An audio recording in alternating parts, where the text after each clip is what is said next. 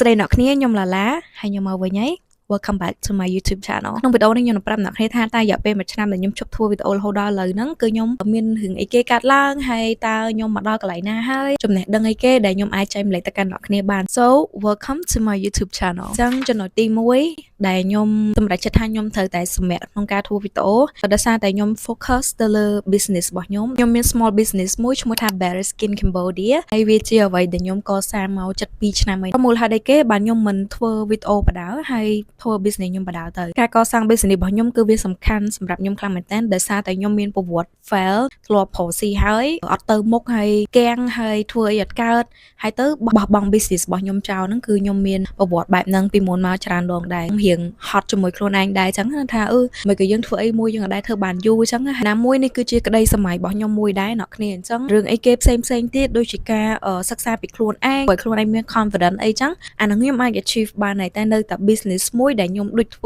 វាអត់ smooth សោះហើយអត់ដែលមាន stable ជាមួយនឹងរឿងមួយហ្នឹងហើយទៅខ្ញុំគិតថាខ្ញុំជាអ្នកធ្វើ advice ចាំlạiបទពិសោធន៍បើសិនជាខ្ញុំអត់មានបទពិសោធន៍មួយហ្នឹងក៏ខ្ញុំមិនអាចនិយាយទៅកាន់អ្នកគ្នាបានដែរគ្នានៅចាំពេលខ្ញុំនិយាយក្នុងវីដេអូមុនការដែលខ្ញុំសម្រក់ដើមដៃបានជោគជ័យហ្នឹងជា experience ទី1ដែលធ្វើឲ្យខ្ញុំមាន confidence ទៅលើខ្លួនឯងមែនតើហើយខ្ញុំតែងតែមានការគិតមួយថាបើសិនជាខ្ញុំចង់បានអីហើយខ្ញុំធ្វើវាអត់បានណាមិនមែនមកពីខ្ញុំមិនអាចធ្វើវាបានទេមកពីខ្ញុំអត់ទាន់ commit ជាមួយវាបានជាប់លាប់ល្អសិនជាខ្ញុំ commit ទៅលើរឿងអីគេមួយហើយ all in ជាមួយរឿងហ្នឹងគឺខ្ញុំនឹងធ្វើបានហើយខ្ញុំប្រាប់អ្នកគ្នាគឺខ្ញុំភ័យខ្លាំងមែនតើនៅក្នុងការកសាង business មួយនេះធម្មតាយើងធ្លាប់បរាជ័យប្រហែលដងលើកមុនមកអញ្ចឹងភាពភ័យខ្លាចរបស់ខ្ញុំគឺវានៅតែមានអ្នកគ្នាហើយមិនមែនឥឡូវហ្នឹងគឺខ្ញុំ confident អត់ចេះខ្លាចអីឥឡូវក៏នៅតែយើងនៅតែ growth អញ្ចឹងយើងនៅតែមានភាពភ័យខ្លាចហ្នឹងឯងដំណឹងល្អដែលខ្ញុំចង់ប្រាប់អ្នកគ្នាហ្នឹងគឺខ្ញុំអាចបំបែកកន្លែងហ្នឹងបានហើយខ្ញុំអាច run business មួយដែលវា stable ខ្ញុំចង់ប្រាប់អ្នកគ្នាមួយទៀតថាមូលហេតុដែលខ្ញុំ commit ជាមួយ business ហ្នឹងថាត្រូវតែធ្វើឲ្យបានហ្នឹងដោយសារតែខ្ញុំអត់មានផ្លូវផ្សេង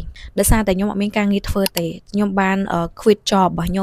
ំបានឈប់ពីធ្វើការ all in ជាមួយនឹង business របស់ខ្ញុំហ្នឹងហើយអានេះគឺជាលើកទី1ដែលខ្ញុំនិយាយនៅក្នុងវីដេអូដោយសារតែពីមុនខ្ញុំអត់ទាន់ stable នៅក្នុង business អញ្ចឹងយ៉ាងណាមួយទៀតខ្ញុំអត់ចង់ឲ្យអ្នកគ្នាមានគំនិតថា motivation ពេកដោយសារតែការ quit job របស់យើងដែលជា general income របស់យើងជារៀងរាល់ខែដែលវា stable ហើយមកធ្វើ business អីហ្នឹងគឺវាអត់ងាយស្រួលទេអ្នកគ្នាខ្ញុំអត់ចង់និយាយបានតែល្អមើលនៅក្នុងវីដេអូប៉ុន្តែវាអត់ realistic សម្រាប់អូនឬក៏បងខ្លះគឺគាត់ត្រូវការនៅក្នុងកន្លែងដែល stable ហ្នឹងអ្វីដែលអ្នកគ្នាធ្វើខ្ញុំចង់ឲ្យអ្នកគ្នា make sure ថាហ្នឹងវាជាអ្វីដែលល្អជាមួយអ្នកគ្នាមិនមែនគ្រាន់តែថាធ្វើអញ្ចឹងដើម្បីឲ្យគេមើលមកយើងថាលយឥឡូវយើង quit job យើងទៅចាប់ដើមធ្វើវីដេអូ content creator យើង quit job ដើម្បីទៅធ្វើ business អីចឹងវាល្អមើលអញ្ចឹងវារៀង motivation បន្តិចប៉ុន្ត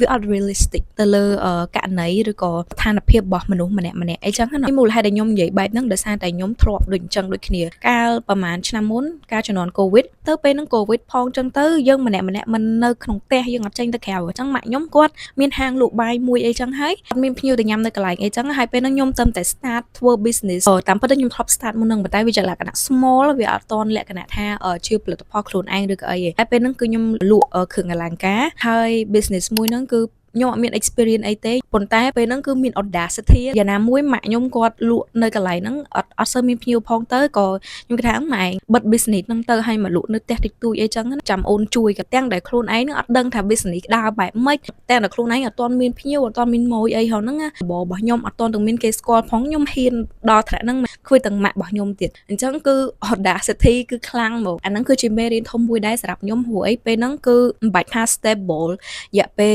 3-4 ខែតាមមួយខែក៏ stable ដែរខ្ញុំរៀនបានបទពិសោធន៍មួយថាចំអញ្ចឹងគេធ្វើឲ្យគេមួយមិនមែននឹកឃើញភ្លាមធ្វើភ្លាមហើយ success ភ្លាមទេណាឧទាហរណ៍យើងបើក business មួយអញ្ចឹងមានផលិតផលហើយលក់ទៅបានលុយមានប្រាក់ចំណេញនោះវាមិនមែន easy អញ្ចឹងឯអ្នកគ្នាបើសិនជាយើងមាន brand យើងមានអីយើងត្រូវ build ច្រើនខ្លាំងមែនតើហើយអាហ្នឹងមិនមែនអ្នកគ្នាទៅទិញ course ឬក៏ស្ដាប់គេទៅអ្នកគ្នាអាច practice បានក្នុងជីវិតពិតហើយ work តាម plan ហ្នឹង 100% ទេណូតោះតែអ្នកគ្នាធ្វើបានអ្នកគ្នាទទួលបានមេរៀនដល់ពេលអ្នកគ្នាមានមេរៀនទៅអ្នកគ្នា adjust បានទៅលើអីដែលកើតឡើងមកលើអ្នកគ្នាហ្នឹងទៅអ្នកគ្នាអាចទៅមុខទៀតបានព្រោះតែខ្ញុំនិយាយហ្នឹងគឺដើម្បីកុំឲ្យអ្នកខ្លះក៏អត់មានគម្រោងអីច្បាស់លាស់អីចឹងណាហើយដល់ពេលគាត់ធ្វើហ្នឹងទៅវាអាចនាំឲ្យគាត់ទៅជាជំពាក់បំណុលឬក៏អីចឹងទៅយល់អត់ចឹងខ្ញុំបកការកន្លែងហ្នឹងខ្លាំងមែនតើខ្ញុំ make sure ថាអីដែលខ្ញុំដាក់ទៅមិនមែនចេះតែនិយាយឲ្យមនុស្សម្នាក់មាន motivation ធ្វើដូចខ្ញុំអាច build business ដែលធ្វើឲ្យខ្ញុំមាន stability ខ្ញុំមាន team ការងារ ខ្ញុំមានម៉ូខ្ញុំមានអីហ្នឹងក៏ដោយសារតែបទពិសោធន៍បរាជ័យរបស់ខ្ញុំមានកាលពីមុនមកដែរណា so we take time ចឹងណា motivation ឬក៏ទ្រឹស្ដីអីហ្នឹងវាមិនមែនអត់ល្អឯងគ្រាន់តែថាអីដែលលើសពីហ្នឹងគឺ experience ខ្លួនយើងផ្ទាល់តើយើង experience មកយើងដឹងថាអូយើងខ្វះកន្លែងណាមិនអាចនិយាយបានថាតើអ្នកគ្នាធ្វើបានអ្នកគ្នាដឹងប៉ុន្តែក៏វាជារឿងល្អដែលយើងបានស្ដាប់បទពិសោធន៍គេមុនចំណុចទី2គឺខ្ញុំចង់ make sure ថាអ្វីដែលខ្ញុំនិយាយនៅក្នុងវីដេអូវាចេញអំពី wisdom វាចេញអំពី experience ដោយសារតែវីដេអូខ្ញុំ went viral ហើយមនុស្សជាច្រើនមែនតើគាត់បានមើលវីដេអូខ្ញុំជាពិសេសក្មេងៗតែម្ដងចឹងខ្ញុំ make sure ថាអ្វីដែលខ្ញុំនិយាយហ្នឹងគឺខ្ញុំនិយាយ from perspective មួយដែលទូលំទូលាយមិនមែននិយាយតាម emotion របស់ខ្ញុំបជាមើលអត់ទាន់បានគ្រប់ជ្រុងជ្រោយប៉ុន្តែយើងចេះតែនិយាយទៅដោយសារតែយើងជាអ្នកធ្វើវីដេអូខ្ញុំពិតជា prioritize កន្លែងហ្នឹងមែនតើព្រោះពាក្យខ្ញុំមួយគឺខ្ញុំអត់ចង់ឲ្យអ្នកដែលគេស្ដាប់ទៅក៏គាត់អនុវត្តទៅវាអត់ដូចជីវិតពិតខ្ញុំអត់ចង់ចេះតែនិយាយក្នុងវីដេអូនិយាយឲ្យតែបានវីដេអូអ្នកគ្នាខ្ញុំអាចនិយាយបានថា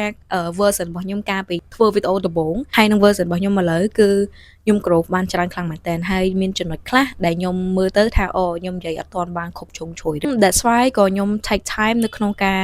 take a break ដើម្បីធ្វើ self reflect ទៅលើខ្លួនឯងចំណុចមួយទៀតគឺដោយសារតែខ្ញុំយកពេលហ្នឹង focus ទៅលើ Better Skin ដែលជា business របស់ខ្ញុំហ្នឹងហើយខ្ញុំចង់បង្កើត identity មួយរបស់ Better Skin ជា Better Skin មិនមែនខ្ញុំជាអ្នកលក់ផលិតផល Better Skin ឬក៏ខ្ញុំជាម្ចាស់ brand ផលិតផល Better Skin ហ្នឹងឯងអ្នកគ្នាខ្ញុំ struggle ជាមួយនឹង imposter syndrome អ្នកគ្នាអាចយកទៅ research បាន imposter syndrome ហ្នឹងមានន័យថាខ្ញុំតែងតែដោបទៅលើខ្លួនឯងទៅអីដែលខ្ញុំធ្វើនឹងត្រឹមត្រូវអត់ខ្ញុំលក់ផលិតផលរាល់ថ្ងៃអញ្ចឹងណាអ្នកដែលគាត់ប្រាប់ឲ្យ feedback មកខ្ញុំអីចឹងការខ្ញុំលក់ដំបូងគឺខ្ញុំ struggle នៅក្នុងការជឿអតិជនរបស់ខ្ញុំខ្លាំងមែនតើគិតថាតើគាត់និយាយឲ្យ feedback របស់ខ្ញុំឬគាត់ support ខ្ញុំដោយសារតែគាត់ប្រើផលិតផលខ្ញុំទៅវាល្អឬក៏ដោយសារតែខ្ញុំជាអ្នកលក់ខ្ញុំ struggle ជាមួយកន្លែងហ្នឹងខ្លាំងមែនតើហើយខ្ញុំពិតជាអត់ចង់ឲ្យ business របស់ខ្ញុំដើរដោយសារតែខ្ញុំជាអ្នកលក់ទេខ្ញុំចង់ឲ្យ business របស់ខ្ញុំមាន identity អីគេមួយដែលវាពិតជាទូបានការគ្រប់គ្រងហើយនឹងស្រឡាញ់ពីមនុស្សពិតមែនណាមិនមែនដោយសារតែខ្ញុំណាសូម្បីតែឥឡូវនេះក៏ខ្ញុំនៅមានខ្លះដែរអ្នកគ្នាតែងតែមានការដោបទៅលើខ្លួនឯងកន្លែងនេះគឺខ្ញុំចង់ share ដែរបើសិនជាអ្នកគ្នាមានអារម្មណ៍នឹងដូចខ្ញុំតាមពិតទៅមានអារម្មណ៍នឹងអត់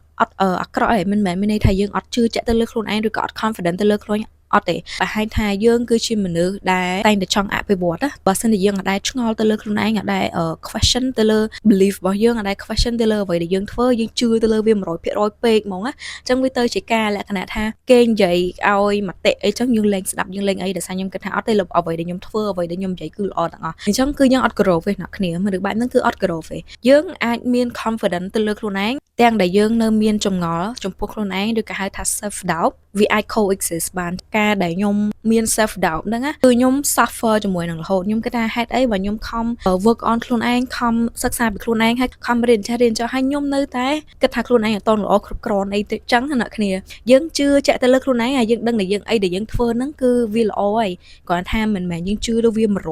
ហ្មងហើយយើងបើកប្រឡោះមួយដើម្បីឲ្យវា improve there's always a room for grow វាតែងតែមានប្រឡោះមួយឬក៏បន្ទប់មួយដើម្បីឲ្យយើង improve ទៅមុខទៀតហើយខ្ញុំគិតថាកន្លែងហ្នឹងគឺ beautiful មែនតើខ្ញុំដឹងពីកន្លែងហ្នឹងហើយខ្ញុំលែង hold ខ្លួនឯងនៅកន្លែងមួយដែលវា unrealistic ហើយខ្ញុំទទួលយកខ្លួនឯងទៅលើ flaws របស់ខ្លួនឯងទៅលើចំណុចដែលយើងអត់បានគិតឲ្យបានជ្រុងជ្រោយជាក់ស្ដែងនៅការធ្វើវីដេអូនឹងដូចគ្នាព្រោះដូចខ្ញុំប្រាប់មុនហ្នឹងអញ្ចឹងមានចំណុចខ្លះដែលខ្ញុំនិយាយទៅវាអត់គ្រប់ជ្រុងជ្រោយហើយបើសិនជាខ្ញុំនៅតែ hold ខ្លួនឯងនៅកន្លែងដែល perfect unrealistic ហ្នឹងគឺខ្ញុំលែងធ្វើវីដេអូហ្មងព្រោះខ្ញុំគិតថាខ្ញុំអត់តល្អគ្រប់គ្រាន់ទេអានេះគឺជាចំណុចមួយដែលខ្ញុំចង់ចែកម្លែកថា there's always a room for growth ខ្ញុំសប្បាយចិត្តដែលខ្ញុំបាន take risk មួយហ្នឹងខ្ញុំមកដល់ឥឡូវហ្នឹងក៏ដោយសារតែមានវត្តមានអ្នកគ្នាដែរឆ្នាំហ្នឹងដែរគឺខ្ញុំឈានចូលនៅអាយុ25ឆ្នាំហើយអ្នកគ្នាដឹងហើយខួរក្បាលរបស់មនុស្សស្រីគឺលូតលាស់ 100% គឺនៅអាយុ25ឆ្នាំហើយខ្ញុំពិតជា excited មែនតើវ័យ25ឆ្នាំរបស់ខ្ញុំនេះខ្ញុំមាន advice របស់ខ្ញុំហើយនឹងអ្វីដែលខ្ញុំធ្វើហើយនឹងអ្វីដែលខ្ញុំ put out ចេញអំពី intelligent ការគិតបានវែងឆ្ងាយជាង version របស់ខ្ញុំមុនអីចឹងណាខ្ញុំក៏សុំទោសដែរចំពោះការរងចាំដល់យូរខ្លាំងមែនតើខ្ញុំពិតជាអរគុណហើយនឹង appreciate អ្នកគ្នាខ្លាំងមែនតើដែលចំណាយពេលមើលវីដេអូរបស់ខ្ញុំហើយស្រឡាញ់និងគាំទ្រខ្ញុំវីដេអូរបស់ខ្ញុំមានតែប៉ុណ្្នឹងទេជួបគ្នានៅវីដេអូក្រោយបាយបាយ